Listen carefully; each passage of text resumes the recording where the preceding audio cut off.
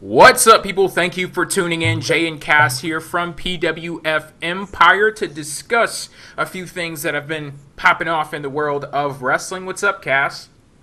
I'm doing just fine. Back from vacation. I'm just glad I finally was able to prove that SmackDown matters. Come on now. You said SmackDown matters in the same way that WWE does their booking, where it's like, okay, we're just going to force it, and if we say it enough, people will believe it. But, it actually does matter now. Maybe you were being a psychic, and you knew something like this was going to happen, so, I'll give you your props. SmackDown finally matters now. Or if you judge it based off of some of these responses that I've been getting from people who reviewed the draft, then they're saying SmackDown still doesn't matter, because they're saying SmackDown got the train ran on them in the draft. Yeah, just because we got John Cena and Randy Orton. But we'll be talking about Battleground tonight. That's going to be a big portion of the show. Going down the card, giving our predictions on all of the matches and how we think things are going to turn out, the build-up for all of those feuds heading into the show.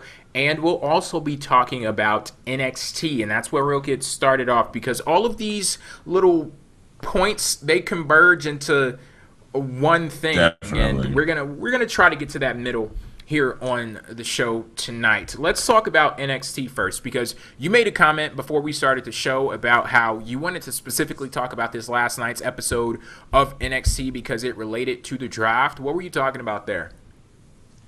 I mean, it pretty much, for all we know, is kind of like the last hurrah from American Alpha and Nia Jax. For all we know, like remember when Kevin Owens last year, when he came for NXT, he was still like working the main roster and NXT taping still. Yeah. I don't know if it's going to be a situation with that, so I thought that was interesting. But I just thought last night's episode was actually really solid. That Authors of Pain versus American Alpha match, holy crap. And I checked the time. It was like 8 minutes. And let me just tell you something. If American Alpha can make these two 3-minute warning wannabes to having a good match, they're gonna put over SmackDown's tag team division over to the moon, because it was just so amazing to me on how, because it's just so interesting, because we haven't seen much out of the Authors of Pain, and I was wondering how are they gonna like get close to like a big time matchup. However, they're still decent in the ring, yet Jason Jordan and Chad Gable made them look like $1 million in my eyes. You said that match was only 8 minutes? Yeah, when you take out the entrances and stuff. Yeah, I have to say they made the most of those 8 minutes, and you pretty much summed it up there perfectly. We don't know much about the Authors of Pain. Do they even have names yet? Like, heck no, they have no names. How do we differentiate between one and the other? I don't know. But that just goes to show, like, we don't even know that much about them. But the fact that they can have a good showing in that match. Now, I'm not saying that they're on American Alpha's level. They're not. They're revival status. But definitely no. Still, it was a really nice showcase of them in, like, a vacuum. That match worked for the message that WWE and NXT was attempting to convey. What they wanted me to believe about the Authors of Pain, I definitely bought into it in that match. So good stuff from them. Oh yeah, and real quick before we move on to the match, I really want to talk about like, I feel as if, like I said, this was pretty much the final hurrah for American Alpha for all we know. But if this is, at least you know that this will be a team that can, like you said, they're definitely not to American Alpha Revival's up, but can at least be maintained. Like, they actually got something done with another tag team before they went on, so it's not like they're leaving their own division with nothing, even though they do have like 2 tag teams, not to mention the Hype Bros are going up. So I just felt that they left the division in the right hands, but all that could change now. Bayley versus Nia Jax. Yes. What do you say about this one? You thought it was a good match, right? I'm not going to lie. Jay, why don't you go ahead and take this one? Okay, you know what? They had a match in what was it, December? Yes. In London, and I freaking hated that match. I know there are a few people out there who disagreed, and they said that was a turning point for Nia Jax, and that turned them into Nia Jax fans. But for me, that one expose the inexperience of Nia Jax. And what I'm so thankful of is the fact that we have been able to see Nia Jax on a journey and to actually see that play out on weekly TV. And Corey Graves put it perfectly on commentary. He's awesome. Yes. And he'll be coming up to Monday Night Raw, but yes, we'll get there. We'll get there. But he put it perfectly on commentary when he said Nia Jax has always been dangerous, but now she finally knows what she's capable of. And what that tells me is that you have a person who stands there and she's very physically imposing just by simply existing. But then once you get some skill, once you know how to work in the ring, once you get a hold of what psychology is and how to work a match, then that's where you hit that sweet spot. And Nia Jax is at that sweet spot right here. To me, she's one of the most, if not number one, most improved throughout, the whole umbrella of WWE. And we got a great chance to see that in this match versus Bayley. And that damn jackhammer came completely out of nowhere. And what about that?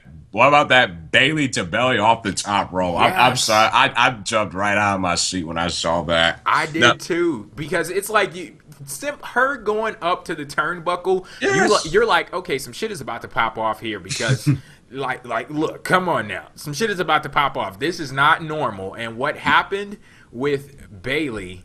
Man, that whole sequence was great stuff. Wonderful match, and I guess this is probably her swan song from NXT too. But also definitely the funny thing about Nia Jax and the way that this match was, did you notice that Bayley didn't hit the Bayley to belly finisher until the top rope happened? I like that because that just shows you it took that to put Nia Jax away. Now, how many times on the main roster have we seen they'll hit one finisher? They'll hit their finisher first, and then automatically they kick out, and they kick out. However, this was a finisher that was impactful enough that was off the top rope in order to do it. And I just go ahead, Jay. I just want to say that it takes some skill and the booking to do stuff like that, because it's very easy for us to sit back as fans and say, oh my God, somebody just kicked out of a finisher. And that's a very shallow thing to do, but it takes a bit of skill when you're in a match and you're attempting to convey the message that this person is dangerous, this is a highly contested match, and you don't have the finisher until the end. Not necessarily saying that, you never kick out of a finisher, but it takes a bit of skill to convey the same type of message, but just doing it in a way that protects the finisher and actually creates an even bigger moment, and they did a wonderful job with the booking of this match. Again, when it comes to Nia Jax, I still feel as if she's still decent in the ring, not solid or anything like that, but it's in wrestling, you need two to tango. If the person that your opponent knows how to tell a story and can put on a good performance, that brings out that good time to bring performance in the other wrestler, then it hides the flaws. Yeah. It definitely hides the flaws, which I honestly, that match was good. And of course, apparently we can now move into our next stop because this definitely intertwines with the draft. But real quick, Asuka. That backstage interview. Short, straight to the point, loved it. You want to know how, I'm not going to lie, I was giddy when I was like, can we please get this triple threat match before we get to the main roster? Yeah, just give us that last one and we'll be fine. That's all we're asking for. Not asking for too much, Give us this triple threat and then, Nia, you can go on and do what you do. Yeah, all right. But yeah, this draft. Okay, so I want to examine this from the perspective of NXT really quickly because we're the big NXT guys. And let me see if I can get the NXT picks that were made. We got Finn Balor and Nia Jax for Monday Night Raw. We got American Alpha, Carmella, Alexa Bliss, and Mojo Rawley for SmackDown. Now, it's very clear that the two big... Monday Night Raw, they got some good picks in Finn Balor and Nia Jax. And SmackDown, a great pick with American Alpha. Now, here's the thing. I've heard a lot of people looking at this draft and saying that SmackDown got screwed over because No, they didn't. Well, on this one perspective, just let me say this, because I think that maybe there's a point to be made here, I don't know, but they'll look at the roster in NXT and say that in the mind of Shane McMahon and Daniel Bryan, there's no way in hell that either of them would pick somebody like Mojo Rawley. Oh, yeah. Those had to be random. What else? I'm a little nervous. Hey, you think I'm nervous? Like, as much as I put over Nia Jax just now, yeah, I don't know why she's here. I'm nervous I'm really nervous don't for know all why. of my girls. Alexa Bliss makes a little bit of sense. However, I still think that she needs to stay in NXT. And Carmella, how dare you bring her up and you put her on the roster without Enzo and Big Ass? Like, am I the only one that finds that seriously messed up? Like, yeah, Enzo and Cass, they're on Raw. Yeah, but like, I mean, as far as like, I'll be honest with you, like, American Alpha, I was marking out like hell. Yeah. When I saw them guys, I'm like, hell yes. I was so happy. Now, American Alpha definitely was long overdue in my eyes. Like, they did their journey, and now they're gonna go on to bigger and better things. Mm-hmm.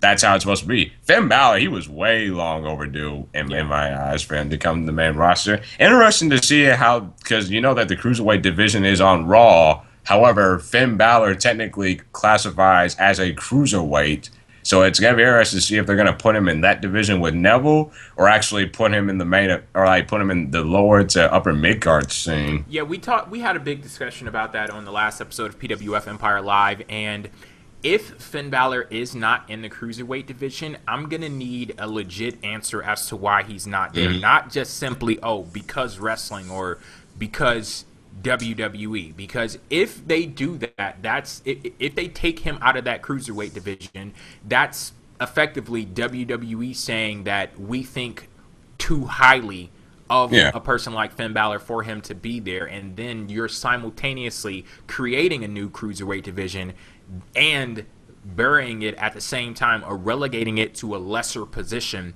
on the roster, and that.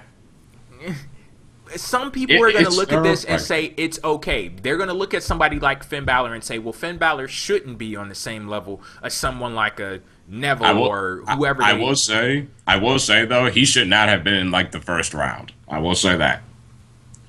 Why not? I just, like you just said, like people are not really going to view Finn Balor like that high up the totem pole.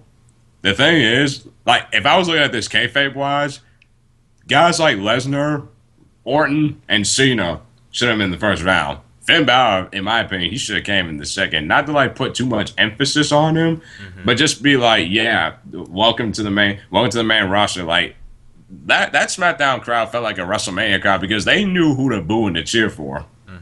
Yeah, it's gonna be interesting how they play off of where everybody was positioned in the draft, because with Finn Balor going, I don't know, it can't be like WWE, as much flack as people give them sometimes, like they had to strategically think all of that stuff out. For example, Charlotte going as early as she did, that was a clear indication that we're attempting to push the narrative that this women's division is something big. So I would think with Finn Balor going where he did in the draft, that was them sending the message to people that this guy is a big friggin' deal, and they have to book him like he's a big deal to live up to him going, at the place that he did in the draft. But again, this whole cruiserweight thing, I'm going to need something more than, okay, well, he's just not in the cruiserweight division. If he's not going to be there, like, I'm going to need to know why. Yeah, definitely. But like Alexa Bliss and Carmella on SmackDown, remember, SmackDown's not taped anymore. And I talked about just now on how when it came to Nia Jax, you have somebody that can tell a good story in the ring. If your opponent's good, they can hide the flaws. Carmella, I mean, she's gotten better in the ring, but she definitely didn't get to the level of like Bayley or like or Asuka. Remember Apollo Crews? I said the same thing about Apollo Crews. Apollo Crews, he was not ready because he wasn't even on the level of like a Neville or a Balor, and that's my concern. I just feel as if Nia Jax and Carmella, even Alexa Bliss, it's too early to call them up because I feel as if you need to reach a certain level in NXT in order for you to get warrant being called up to main roster. But yeah, because we talk about on the show every week how there's a divide between the top ladies and the women's division on NXT, and then Alexa Bliss and Carmella. So the thing is, if they didn't even break through that glass ceiling in NXT, you're putting them on a much bigger stage now, and I'm really nervous for them because I understand that they need more development, and I was excited to watch that journey of development down in NXT, and they simply do not tell stories like that on the main roster. The thing that I said with Corey Graves is talking about Nia Jax. So she's always been dangerous, but now she knows what she's capable of. Basically, that's him saying that she was inexperienced, and she's gaining that experience, and she's being more comfortable in herself. You don't hear stories like that on the main roster because once you make it to the main roster, everybody's a superstar.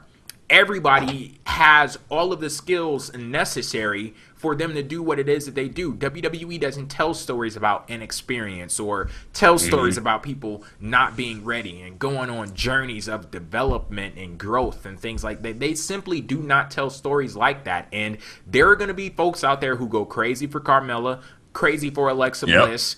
But I'll say it once again. Just because they're over, that does not mean that, like, that does nothing for me. Because when you tell me, oh, they'll be fine, they'll get over, that's basically you telling me, okay, well, you not liking the way that they're portrayed doesn't matter because other people like it. Well, if I'm the damn fan and I'm the one that's consuming the product, that does matter. Nothing else matters as far as I'm concerned to me. So yeah, it's just and not to mention Becky Lynch. I still feel Becky Lynch got called up too early. Look where she's at now. She's actually like lost in the shuffle dealing with Natalya. So it's like, and not to mention how the women's division is in half. Yeah. So you gotta wonder.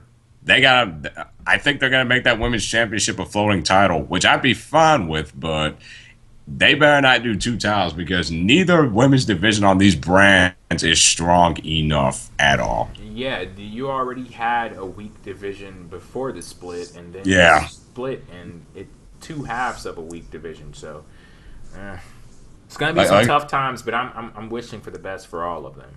Like I said, Raleigh. Yeah. Oh yeah, even Mo knows how we did not talk about him not once. Like he was just so random in my eyes. Like just like what? And people, here's the thing, like I know like everybody was asking the question like Bailey should have been drafted. Bailey should have been drafted. I mean, we gotta keep in mind on how they could still come up in the fall or like something like that. Like just because they didn't get drafted now doesn't mean they're not gonna get like drafted anytime soon. And plus, again, you can't call up all the people that are already in NXT because when you do that, then who do you have left? That's the reason why Nakamura, Samoa Joe, and guys like them weren't even called up. I'm going to go ahead and say this. I don't want Bailey to be called up anytime soon. Yeah. The reason being is because they haven't gotten their shit together on this Wednesday. Exactly. And here's the thing. Bailey is a once-in-a-lifetime type person. Not even once in a lifetime. We have literally never seen a woman like Bailey in WWE. She has the ability to be transformational and take this women's division to a height that it's never seen before. You want to talk about superstars and all of these titles that WWE throws out there. Bailey has the potential to be one of the top talents in the business, period. Notice I didn't say one of the top female talents. I said one of the top talents, period, because she has a connection with the audience that there are dudes on WWE's roster that would kill for.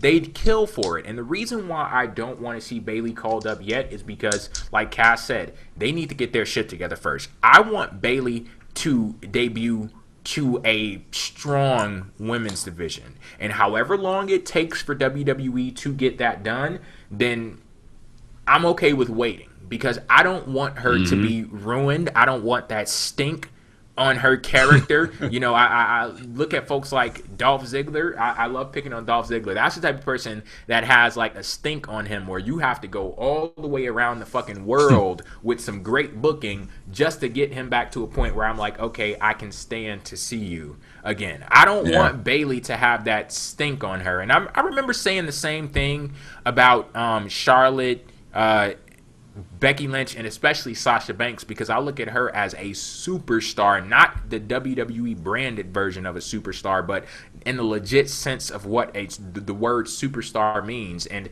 I wanted her to debut to a strong women's division. That didn't exactly work out, but I mean, get this fun I'm hoping fact. it happens with Bayley. Fun fact: Sasha Banks lost her first ever main roster match this past Tuesday night on SmackDown. Oh. Yep, that was her first loss. And they just completely fucked that. Yeah, they were just like, okay, you're going to lose now. Like, that wasn't even, they didn't even push that as a big deal or anything? Yeah, because, shit, I watched the show. The fact that I'm asking that question, it answers itself. So, in a bullshitty 2-on-1 handicap match. Just thrown away. Mm. You know what?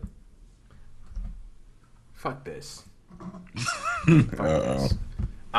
Let's talk about unless you have anything else. Oh no, not really. Brock Lesnar. Oh yeah, how can we pass that off? Brock Lesnar failed another drug test apparently. Yeah. We don't know with certainty what the substance We're is. never gonna know what these are. When it comes to the USADA tests, I think that they revealed them, because we found out what John Jones, is that his name? John Jones? Yeah, John Jones. Yeah, we found out what he was taking. So I mean, we may end up finding out with Brock Lesnar, but as far as the whole UFC side of things, I don't really care about that part. I only care about how it relates to him in WWE. And I like the fact that WWE, they're not even worried about it. They're just like, they couldn't give less of a fuck. Like they had that statement where they're like, well, Brock hasn't wrestled for us since WrestleMania. They didn't say, oh, we're gonna test him. They didn't say, oh, we're looking into the matter. They didn't say, oh, well, this doesn't directly contradict our wellness policy or nothing. Well, Brock has it. It's like, shit, they were like, Brock who? You mean Brock from Pokemon? I didn't know he competed for UFC. What? Like, they could not give less than a fuck. And it's so weird just looking at this whole situation, because I poured over the WWE wellness policy, and there is a specific section in the wellness policy that says that you can be tested based off of reasonable suspicion. So if they have any reason to suspect that you could possibly be taking a substance that's banned in their wellness policy, right there on the spot, they can demand you to take a drug test. And if Brock Lesnar failing 2 drug tests is not reasonable suspicion, then I don't know what the hell is. It's very clear that they don't care. It's so stupid. It's so stupid. You know what's funny? A lot of people are gonna like give Brock Lesnar a pass and not get on him, whereas everybody was jumping down Roman Reigns' throats. Yeah. When he felt his, and get this, for what I'm hearing, the possible reason why he failed was because of Adderall. I hear that's like you can get into some trouble with that. Like, I hear it's like addictive and. But Adderall? See, this is why, like, even with that being out there now, we still don't know, because we'll never know. We've heard like a million different things, and this is just like it seems like every week that's just about right. He's been suspended for what, 4 weeks? Every week it's been something different. So. And his suspension is up. And you know what? If they don't do something about this, and if Lesnar, like I said, I mean, and this is just coming from not just as a wrestling fan, but also as a person in general. Like, if he doesn't get any kind of like notice or like not like a notice, but like a suspension from WWE or like them telling him something, if they don't do that, that's gonna look bad on WWE for a lot of reasons because they're gonna come off looking like assholes and a bunch of damn hypocrites. And if this doesn't have any implications for the match with Orton at SummerSlam, then WWE, you guys are walking a fine line. Yeah, and I guess the only, like, I don't even know what they could possibly say in a situation like this. Is why they kept their statement so short, because anything that they could possibly say, there's an immediate response to it that people can call out bullshit. Because if they say, well, he didn't technically fail one of our drug tests, okay, well, why don't you give him one?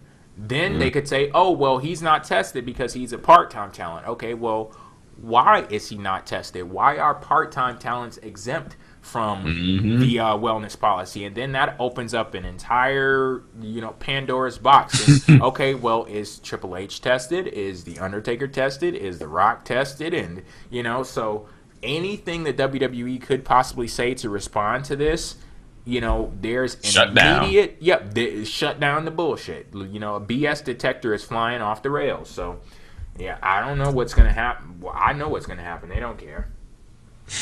Business as usual. Moving on. But a person like Roman Reigns, he gets that suspension. And I guess that's news. Roman Reigns, he's off of his suspension now officially. Ready to go for Battleground. And that's where we're going to move right now. Talking about the Battleground card. I'm looking. Oh, God. And I see 8 matches so far. A lot of these matches I don't give a damn about, so we'll see. Yes. We'll see how we get through this. One of the matches that I do care about, and I guess we can go ahead and kick it off with this: Sami Zayn versus Kevin Owens. Yeah. Oh, yeah. Like this match, the way that this has been built, it's been kind of on and off because when we had Jarrett. The highlight reel with Zayn and Owens, I mean, that was pretty much, I felt like that was pretty much the forefront for like that was pretty much all you needed to see, and then you got to the match. But then that was like what, 3 weeks ago? And then it was like, what do we do to top it this week? And then what do we do to top it next week? And pretty much, I mean, it's been fine, but it's like either been more of the same or like they just ran out of material to build towards this match. But I remember saying, this is a match that warrants not having a stipulation because it's so personal.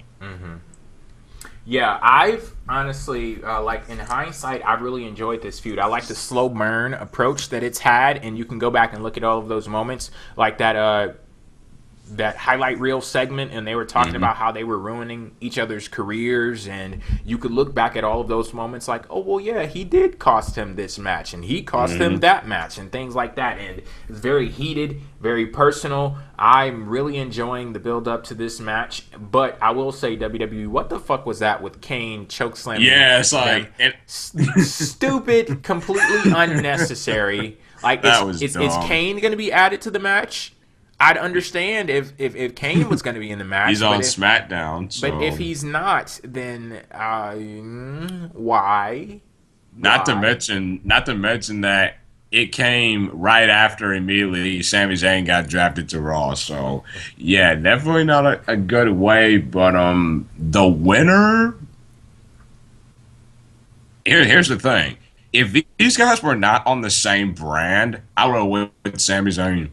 But since these guys are going to be in the same brand, just because I feel KO can benefit more from this, I'm going to go with Kevin Owens. Yeah, I think I'm going to go with Kevin Owens, too. And honestly, here's the one thing I really don't like, the fact of how they built this match as like the very last time that Sami Zayn and Kevin Owens are going to face each other, yet they're on the same damn brand. Yeah, we have Cena Sucks in the chat. Why the hell on the same show? I don't know why. Why? Like, they should have been split up. Yeah, I would have put KO on SmackDown, to be honest with you. And they had a great story to tell there too. Like, it could have easily been said that these guys, they're world champions in the making, and they could, either one of them could carry a brand on their back, but they'll never get there because they're going to continually attempt to ruin the careers of the other guy, and neither one will stop until the other, is ripped apart or something like that. And it's now like now that they're on Raw, it's almost like they have to interact. Mm-hmm. Yep. Yeah. Okay, what do we have next? Let's do Becky Lynch versus Natalya. I forgot this feud was going on, honestly.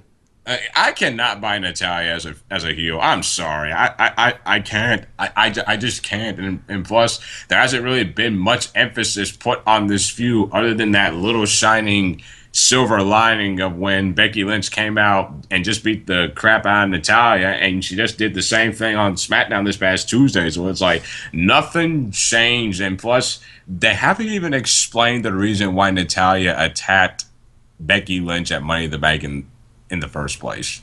You're telling me you've had 5 weeks? I think she doesn't like redheads. That's it. You're telling me you've had 5 weeks to build towards this match, and you can't even give us a reason to care about it? Or and plus, not to mention the whole heel turn on Natalya felt so random. It came out of nowhere, and this feud just come out of nowhere. And to be honest with you, now that we know Natalya and Becky Lynch are on SmackDown together, this feud's possibly going to continue. So I'm just going to go ahead and go with Natalya because it's probably not going to stop. Yeah, Natalya. I don't really care. The Miz versus Darren Young singles match for the Intercontinental Championship. Say that again. Just say that again. What? I don't care? That and say Darren Young versus The Miz. Darren Young versus The Miz. Is this actually happening? According to Wikipedia, it is. Well, remember, Wikipedia is off a lot of times, so I'm just trying to hold out. But Abraham Lincoln said to always trust Wikipedia, so I'm going to listen to Honest Abe here. All right. But this match, I honestly don't know what to feel about this match because it's out of the blue. Mm-hmm. Like, seriously. And Jay, I said on the show last week, if they don't do something within a week to have me care about Darren Young being the Intercontinental Champion, then I'm not going to care about this match. You didn't care about the cross-face chicken wing? Well, that was there, but I mean... like seriously, and plus, even after a week after he won the Battle Royal, I still can't buy Darren Young as #1 contender because, in my mind, he's just been so marginalized by WWE, and he hasn't been behind. They haven't gotten behind him enough for him to be passable as an IC champion. Plus, with Miz being on SmackDown and Darren being on Raw, I'm just going to go with Miz to retain. Yeah, I don't think that... And it'd be stupid if he lost. I don't think there's any intent here for Darren Young to walk away with the Intercontinental Championship. Sometimes I have to check myself in situations like this because this is a match that I could easily complain about, but I do have to acknowledge the fact that sometimes you do get fluke challengers. What I mean by that is, some people who they're not worthy of being a champion, and it's like the intent for them to be a champion, it isn't there. It just they just happen to get lucky. But my issue with that is don't automatically turn that luck into being legit, because when you do stuff like that, it's like, okay, well, he got a fluke victory in the Battle Royal. Now he's going to go out there and start whooping everybody's ass. That's what I'll have a problem with. So if this is just a one-off thing, I mean, what? I'll deal with it, but it's like, I'll just deal with it at this point. And get this, this is going to be the first IC title match that we have had since mid-June. Mm-hmm. Can you believe that? Yeah, Miz is out there filming movies and stuff. But, way to put the importance of your Intercontinental Championship, WWE. Yeah, of course the Miz is going to win here. Yeah. And we're saying, I hope so. yeah. It just wouldn't make sense for Miz to lose that title. It wouldn't. Yeah. Let's move over to the other mid-card championship. Rusev versus Zack Ryder. I mean, you can make it as quick as you want to. We have to talk about every match, so... Zack Ryder, all of a sudden, again, out of the blue, I don't get it. Is #1 contender for the United States Championship, and it's all of a sudden I'm supposed to buy him as a legitimate threat to Rusev of all people. And not to mention the fact that you pretty much already buried Ryder's possibility of being Owen contender when you had him job out to Sheamus. That was actually kind of the final straw for me. And now that we know that Zack Ryder's going to be on SmackDown, and again, Rusev on Raw, there's no way Ryder's walking out with that belt. What if they pull a little switcheroo? I'd be fine with the U.S. title on SmackDown and the IC title on Raw, but it'd be the challengers. The challengers is the problem. Yeah. So it's like, I guess they're staying where they are. Yeah. Okay.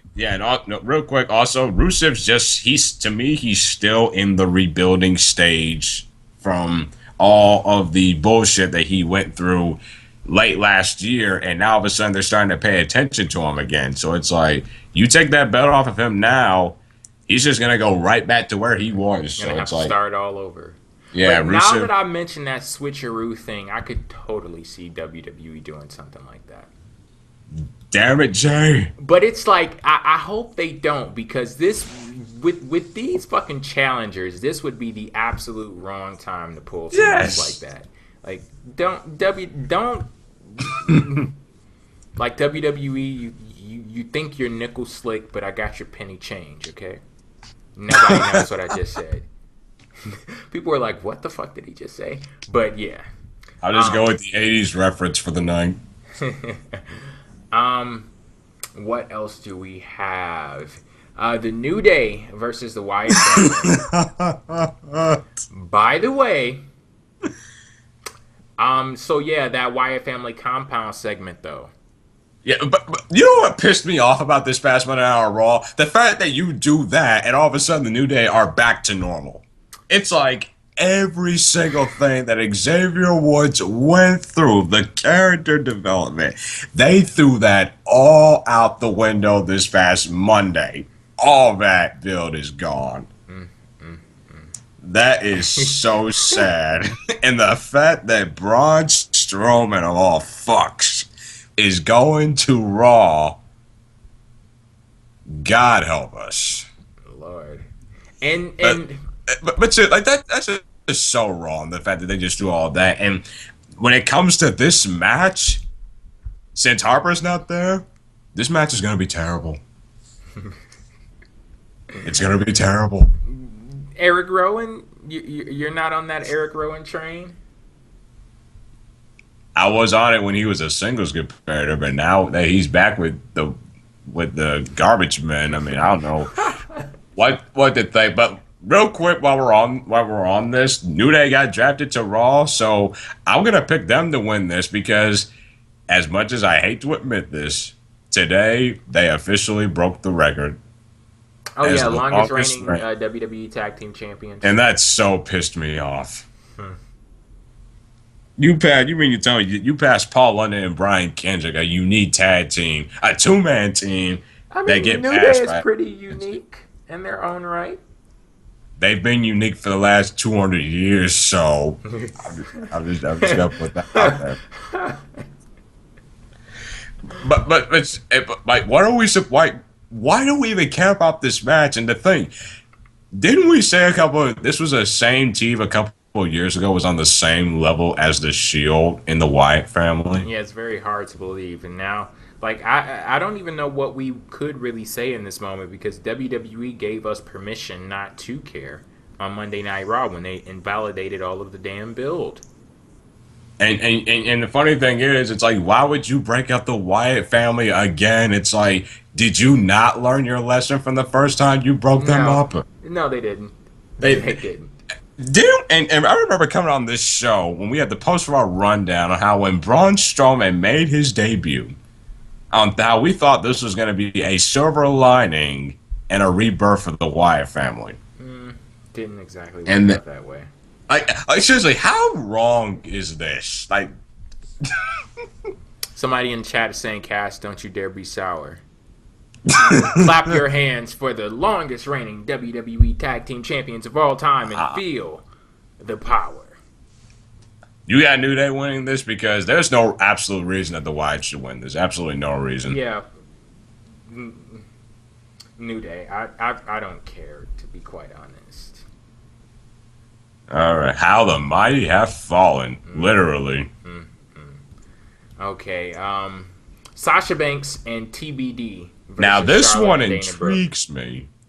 Why is This one that? intrigued because I don't know if you heard any rumors.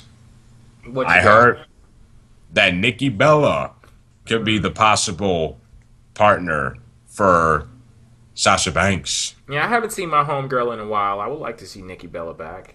Yeah, I heard that possibility. Honestly, that would be awesome. But for some reason, I feel as if it's not her, it's going to be Paige. It can't Knowing be Paige. I hope not. We know this company. See, the thing is with me, anytime it comes down to like predictions and stuff like that, I always do it from a logical perspective and what makes sense. So I guess I do have to remember that this is WWE and what makes sense and what may be right, quote unquote, whatever that means. Doesn't necessarily jive with WWE all the time, but Paige would be a boring pick. Can we just talk about how this is going to be the second pay-per-view in a row that your women's championship is not going to be defended? Yeah, this is just a blatant thing to hold it off to SummerSlam. And I don't even understand, like, they're doing this thing like, oh, well, Sasha Banks doesn't have any friends and you'll never be able to find somebody. I think it was Michael Cole that kept mentioning over and over again, because when they were talking about a tag team match, he was like, oh, well, who says it's going to be a tag team match? It may be a handicap match again because, you never know. She may not be able to find a partner. Shut the fuck up. Come on. Nobody believes that. I don't even know why you waste your time trying to convince people that is a possibility at all. It's not. Plus, I mean, like I said, I just cannot stand Dana Brooke on the main roster. Me either. I just can't. I can't take it.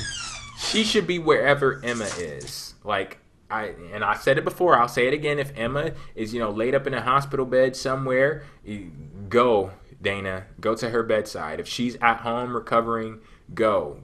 Do whatever she needs you to do, because Dana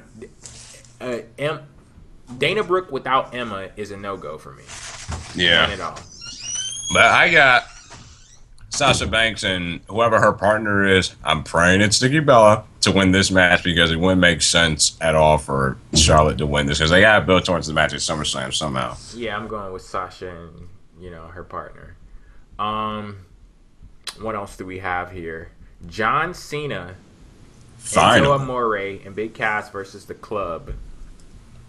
The build to this match has been weird. Mm-hmm. Is it just me, or like have the Club become like douchey teenagers? And I honestly think seems like that's what their gimmick is. Douchebag teenagers. And I don't know if that's a good thing or a bad thing, to be honest with you, because I don't know what it is. And Jay, I think I told you this. I can't stand heel AJ. Really? I'm just not big on it, because it's like, you know what AJ Styles is capable of. You know he's good in the ring. You know he doesn't really, he really does not need Gallows or Anderson. He really doesn't. But let's talk. But how about the fact that this will definitely be the last time that we see the Club together? Yeah, Anderson or and Gallows. This incarnation of it. Oh yeah, like that Balor Club. Oh, what people? If you thought the IWC was marking out when Styles interacted with those two, imagine how they're gonna react when Finn Balor interacts with them if they do that. But yeah, I mean, I will say though, this past Monday Night Raw, I kind of found it funny how Cena was playing off the fact that he was behind the times. They didn't even know what the hell was going on. It's been like an uphill battle to get me interested in this match because of all of the stuff that happened at Money in the Bank. It doesn't mean anything. Yeah.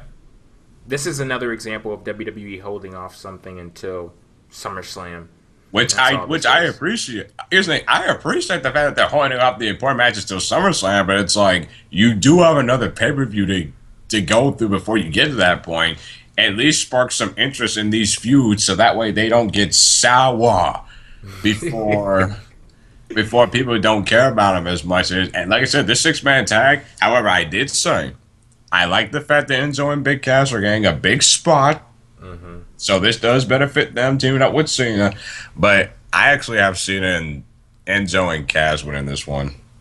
Yeah, I mean, there's no real reason as to why the club should win, especially seeing as the very next night they're not going to be together. So, I mean, I could see Cena, Cass, and Enzo winning. And someone in the chat, CTL6985, heels always have more personality than faces. That's a big reason why I like AJ Styles as a heel, because of the personality that he displayed. Yeah, that makes sense. Okay. So I think we have one more left. Is it the main event? Yes, it's the main Finally, event. something we give a damn about. Dean Ambrose, Roman Reigns, Seth Rollins, a triple threat match for the WWE Championship, a reunion of sorts for the Shield. And I was about to say not your typical reunion, but hell, I'm sure some family reunions work out this way. You know, you get brothers and sisters and cousins together and they start fighting. Some people have family reunions like that. So, you know, Shield reunion here, except they're not going to be kicking other folks' asses. They're going to be trying to kick each other's. But I have to say, I'm very sad about all of this. I keep Reigns hasn't been here. I keep seeing those video packages talking about, you know, a war is going to start and we're going to draw the lines with blood and which side are you fighting for. Every time I see that damn video package, it pisses me off because it gets me excited about the match, but it also shows me how much we're missing out with Reigns not being here. Because he fucked that over. He fucked them. He fucked himself over with that. Yeah, he missed out on what could have possibly been one of his defining feuds out of his entire career. And it's great of a job as Seth Rollins has done. Oh yeah, fantastic. Kudos to Seth Rollins. You did the damn thing. You held it down. He carried this feud. Yes, he carried the feud. Every single thing that he did, effective. He hit his mark, but still, that dynamic would have been so much different if you just had Roman Reigns there. So everybody, Seth Rollins, he comes out smelling like roses. Dean Ambrose, I don't know how the fuck this happened. This guy has the WWE Championship on TV every week. He wasn't even the one that was suspended, and somehow he's the least important person out of this entire thing. Yeah, like I said, Seth Rollins has just his transformation since Money in the Bank, and again, I'm one of the people that did not stir away from that feeling because I knew this was gonna happen. See, I was waiting on the sidelines, like, okay, let me see. Let me see how this goes. But yeah, like the confidence. And here's the thing: he's a heel, but he's cocky and he's confident about it, and he knows he doesn't need anybody's help. Why couldn't we get this last year? Is beyond me. Yes, that's all I wanted. All I wanted was for Seth Rollins to have confidence in his abilities to know that when he steps into the ring, he's going to get the job done, whether it be from the perspective of the mastermind, Seth Rollins, him employing these different plans and strategy, or with him, you know, that on that offensive side, like whatever it may be. Like, I wanted that to be the story of Seth Rollins. And finally, we got it at this point. But damn it. Yeah, he doesn't even get the damn championship. Like, you don't know how badly I wanted Seth Rollins to beat Dean Ambrose on Raw and SmackDown, and for Dean Ambrose to win just straight up on SmackDown. And clean. Very clean. I had my Cersei drinking wine gif ready because I just knew that Seth Rollins was going to whoop Dean Ambrose's ass. And I couldn't even use my gif. Couldn't even use it. That's interesting that they went with Dean just pinning Seth Rollins clean like that, because if you think about it, kayfabe-wise, Rollins shouldn't be in the match this Sunday, but that's because of wrestling. But yeah, Rollins, he did a good job of carrying this feud because, again, I mean, WWE had an uphill battle to climb because they knew this was probably going to be, and we know this will be the last time that we see the Shield because Rollins and Reigns on Raw, Ambrose is going to SmackDown. As far as the winner, I'm going with Rollins to actually walk out with the belt, because you cannot tell me that all of this stuff that he has done over the last 5 weeks and the way that he's just been screwed out over the title, there's no way he's going to get his comeuppance. I mean, give somebody his comeuppance by not winning the championship Sunday. Yeah. If I had to pick a winner, I'd probably. I know for sure I want it to be Seth. Yeah. As long as it's not Dean Ambrose, I'm fine. Isn't that? I think we could safely say that Reigns isn't walking out with that title. No way. Can we? Oh yeah, this is WWE. I forgot. Now the script has been flipped, but I think he's gonna take the pin. I would not be surprised. I think he's gonna take the pin Sunday, to be honest with you. But do you think that they could at all possibly play off of? Well, I'm trying to think. Because if the title was going to be on either Rollins or Reigns, and I don't think that Dean Ambrose should be the one taking the pick, because he's going to go back to SmackDown as a top guy and being a contender for that championship. I actually don't think they're going to bring back the 2 titles. I think they're going to stick to that one WWE championship. I hope not. But that's another story for another day. Yeah. We'll see how that one goes. But one thing that I do know, Roman Reigns needs to come back with a damn fury. And beat the shit out of Rollins. Yeah, because I'll be damned, because I know if it's me, and I like to do this, because if you think, from the brain of a real person and not these 1- and 2-dimensional characters from WWE, you think like a real person, you've been sitting at home week after week, seeing this guy on TV talk mad shit about you. Mm-hmm. You got to come back, and he has to feel that fire that has been building up for all of those weeks. Did you find it interesting on how when they showed his face when he got drafted to Raw? Complete booze. Complete. Yeah. And yeah, like I'm looking forward to the match. Like I really am looking forward to this match, and I thought about this.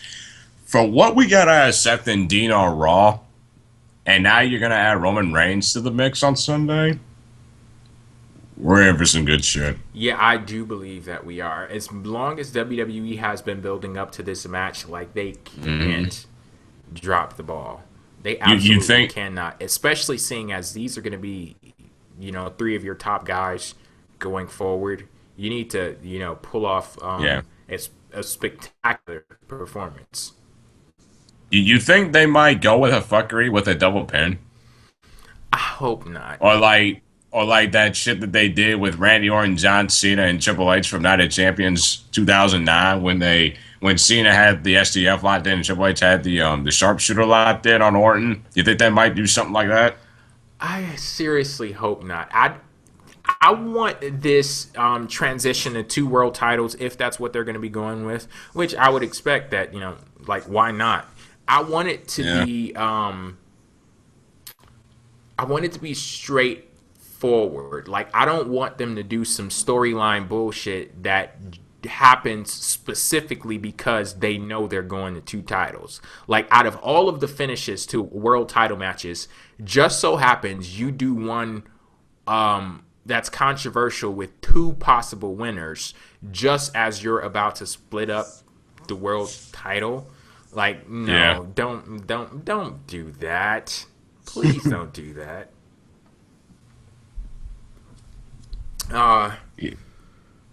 Anything that's more Battleground, people. Yeah, that's Battleground. Yeah, that's Battleground. Only 2 out of the 8 matches we talk about, I give a crap about. That should tell you something. Would you like to be on the Battleground review show?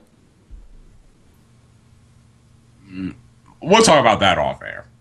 I gotta think about that because I'm actually doing some stuff right now. Okay. So we have a call on the board right now. Gonna go ahead and pick that up. This is from 414. What's up? Hey guys, it's Anthony. Oh, What's hey, up, I'm starting to learn these area codes now. I kind of thought that was you. I didn't want to say it because I was like, I didn't want to be wrong. We're getting our regulars. Yeah. I'm learning. I'm getting there. So Cass, he just mentioned that he doesn't think they're going to do 2 world titles. It's just going to be 1 WWE title. Yeah. I have actually seen some reports today that says WWE is not planning on making a 2nd world title. Me personally, I don't buy it. If they're gonna do separate pay-per-views for Raw and SmackDown, you would have to have 2 world titles. But yeah, but yeah, I would think I would. No, go ahead, my man. Go ahead. Somebody. Well, I would think maybe they're not going to do it right after Battleground. Maybe they'll wait till after SummerSlam to make that second world title. Mm-hmm. Yeah, that would make sense. You have to have 2 world titles. Yeah. The reason why I said it is because real quick. The reason why I think they're not going to do the 2 titles is because they haven't really talked about or spoke about it as much. And yeah, it's one thing for me. It's one thing to hear about on the internet, and it's another thing for them to actually like show it, case it, or like do anything that might hint that on screen. And also, I gotta give credit to my man Chase Oliver. You guys need to check out his stuff.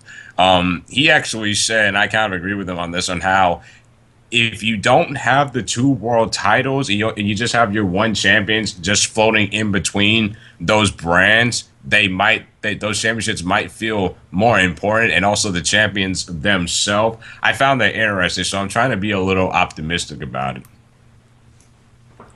Mm-mm. And about not just the world titles, but like, I mean, they're going to have to make a new set of tag team titles and another women's title, I would think. Right? Well, the tag team titles they can actually keep, because those titles actually would make sense to the point to where they can interchange between 2 brands. Because back in 2009, I don't know if you guys remember when they first unified those championships into one, they were able to get away with them like having like 2 titles. I mean, 1 tag team championship for like the Raw and SmackDown brand, because those tag teams could go on any brand anytime they want. So I don't think they need one for the tag team. Go ahead. But back then though, they didn't have brand exclusive pay-per-views. That's what makes me think there has to be a new set of titles. There's just so many divisions right now that just are just so up in the air. Like, I hope that they don't have like I said, we know they're probably gonna get 2 championships. I just hope they don't do it for the women's division, because again, I mentioned this earlier, with the rosters that you have separately on those brands, it's way too thin. See, I would have liked. Yeah, I would have just put the women's division on one show. Mm-hmm. Yep, that's what I would have gone with. The same thing that they did with the cruiserweight division that they're gonna be implementing soon. That's what I would have gone for. Like, I'm not saying that. Oh, and also real quick, now that you mentioned that cruiserweight division, how the hell you starting a cruiserweight division on Raw and you put Kalisto on SmackDown? Yeah, I didn't get that. What fucking sense does that make? I didn't get that one either.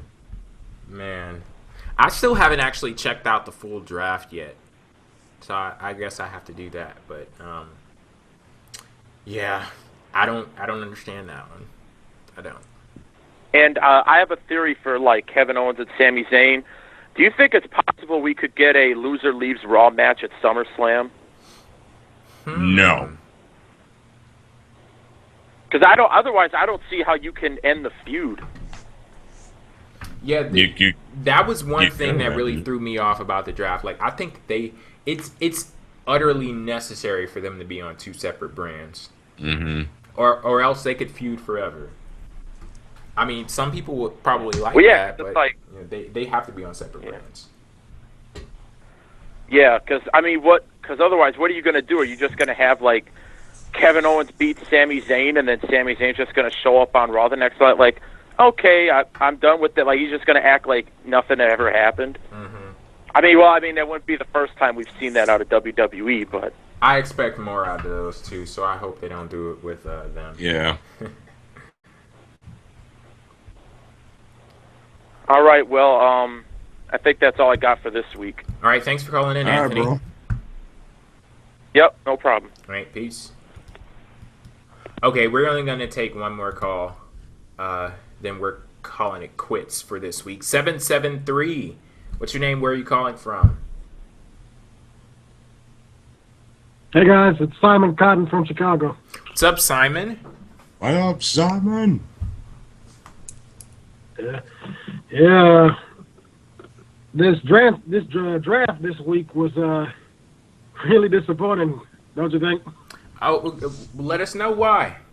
Yeah.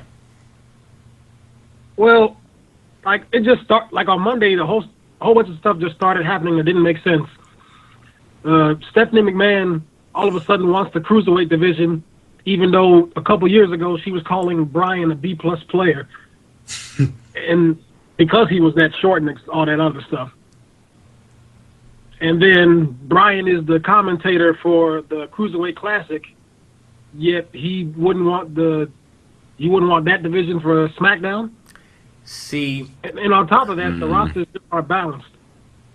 Yeah, I think with situations like that, it's probably like one of those because wrestling things. Yeah. Because Triple H was, one of the people calling Daniel Bryan a B-plus player too, and the Cruiserweight Classic, that's his child. Like, he's the one who brought this to WWE and, all of that stuff. I guess we could look at it as a situation where it's like, if we are to acknowledge that connection between Triple H and the Cruiserweight Classic and then Stephanie, this is her giving an attaboy to her husband, or maybe she's even doing it to spite Daniel Bryan and Shane. Like, I don't know. There could be a few things that you can go. Yeah, that's definitely weird. That's one thing that we could go for. It's weird. Yeah. Oh yeah. Yeah, and also when it comes to this draft, I'm trying to be optimistic about, which, not to say that you have to, but I just think a lot of us the draft just happened 2 days ago, so it's like a lot of this can still change. But one of the things that I felt like, I didn't think the draft was fine. I just think it was an all-around great success, because I looked at the roster, and you look at the Raw roster, it's pretty much just a bunch of guys that have already feuded to begin with. So it's like, how are you supposed to start new feuds with that kind of a roster when we've seen variations of these guys in matches for the last couple of weeks, or actually a good month and a half on Raw? So it's like the only show that you're pretty much going to get a little bit of freshness from is from SmackDown. So it's like not enough freshness in between the brands, in my opinion. Remember that when you get Randy Orton versus John Cena 2017. Oh, God. But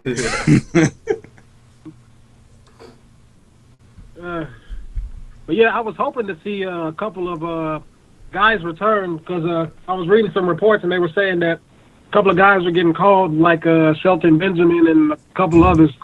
I think if those people had if those people had showed up, then that would have gave the draft a little bit more oomph. Mm-hmm. Oh yeah, it's funny. I was watching a little bit of the 2008 draft. I was watching that show, and the funny thing is, I was thinking to myself, "Wow, the roster has just drastically thinned since 2008." Mm-hmm. And I'm just like, you look at all the guys that they had that made the brands Raw and SmackDown, even ECW, shockingly, that made them unique from their own entities. And it's like you look at it now, it's like we have. The roster this year is as strong as it's ever been for the WWE. There's no denying that one bit. But it's just the damn booking of these guys has just been so overplayed, so overdone. It's like, what are we going to get out of this that hasn't been done before? Mm-hmm. I'm that's funny, because I'm writing an article right now about how, a lot of mistakes that they made in 2014 kind of got them to where they are today. And when you look at 2014, they kind of messed up with the Shield guys. They definitely messed up with Cesaro, and I'm not even going to go into Bray Wyatt. Oh. I don't know if you guys have heard of Cesaro. He did a little bit of a shoot promo. I loved it. I heard it. I loved it. It was fantastic. Yeah, but the problem is, I think I read a report saying that they're probably going to punish him because of that. I heard. I don't want to read into this as stuff that Cesaro, Del Rio, and Strowman could be out the door. Like I said, don't take my word for it, people. I gotta look into that a lot more, but that's what I'm hearing right now. I was gonna say that I wouldn't mind too much with Alberto Del Rio, because he could just go, other places. Del Rio, he just look like he doesn't care anymore. He's burned bridges all over the damn Americas, so yeah. I don't know about that one. As far as Strowman, yeah. Cesaro. Yeah, I like Care Cesaro. Bear, he can go. Spanky from the Little Rascals. So anything else, Simon? Well, in regards to the Battleground pay-per-view, if there was ever a chance to turn or time to turn Roman heel, it's got to be this Sunday. Mm-hmm. Oh yeah, definitely. It's like it's the only time. It's the only thing that's going to really salvage him because the boos he's getting now, I don't think are going to decrease. They're not. If anything, they're just going to increase. I don't even think they're gonna increase. I think they're just gonna be like, just straight on. Like I said, they need to do something because it's like you can't tell me that there's no kind of development that you can get out of Roman Reigns after these last 5 weeks. There's no way you can't get some kind of new development out of that. As long as it's not Boy Scout. You've heard about? I don't want that kind of development. I already went off on that one. As long as it's not if they do that redemption storyline that they're thinking about. No. That's what I'm talking about. No. No. I'm not going for that one. Not at all. So who do you think's leaving with the title?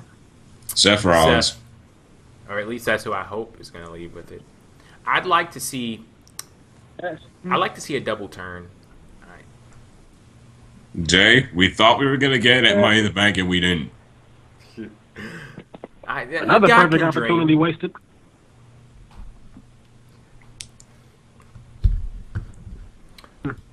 Well, that was about all I had to say. All right, son. Thanks for having me. All right, thanks for calling in. Thanks for listening. No problem.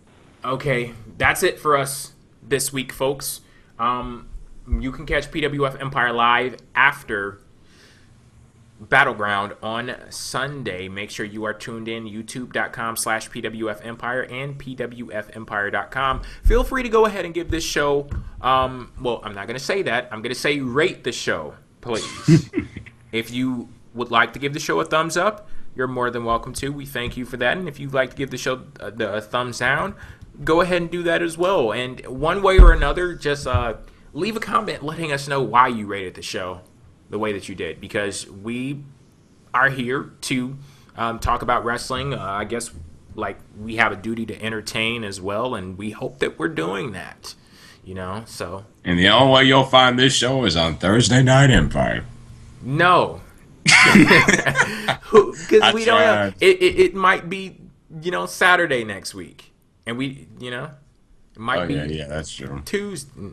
No, not Tuesday.